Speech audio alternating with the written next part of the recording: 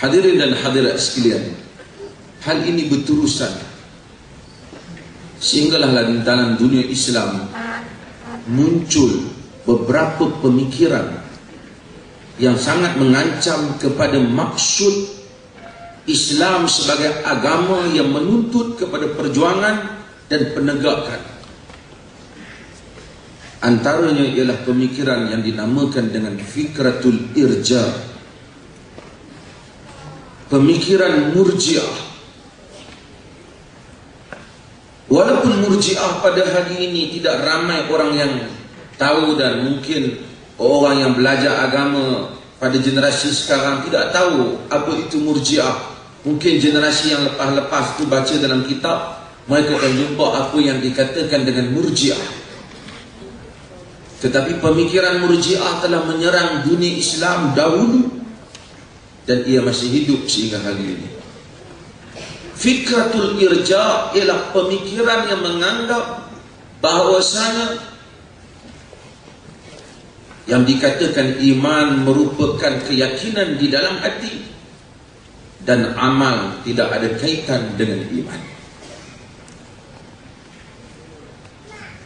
Maka lahirlah ramai orang Islam yang menganggap saya telah percaya dengan Islam.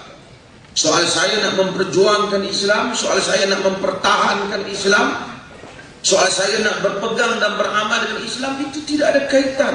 Islam adalah soal keimanan, Islam soal kepercayaan, cukup. Pemikiran ini tersebar pada generasi yang lepas, selepas daripada penghujung zaman para sahabat radhiyallahu anhum.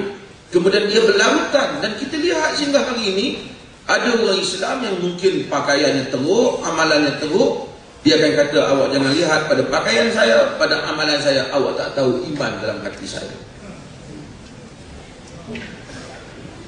Ini adalah pemikiran murji'ah yang masuk di dalam umat Islam, dan pemikiran itu berlangsung.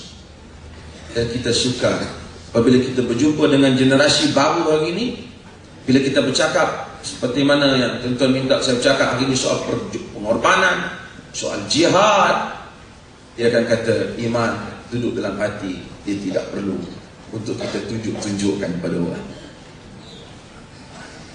Dia tidak pergi untuk belajar akidah ataupun tentang perbezaan aliran-aliran kepahaman untuk dia tahu murji'ah. Tetapi murji'ah itu mengalir. Sebab itu saya tidak kata dia murji'ah, tetapi ia menganut apa yang dinamakan di dalam istilah ahli-ahli pemikiran Islam sebagai fikratul irja, pemikiran irja.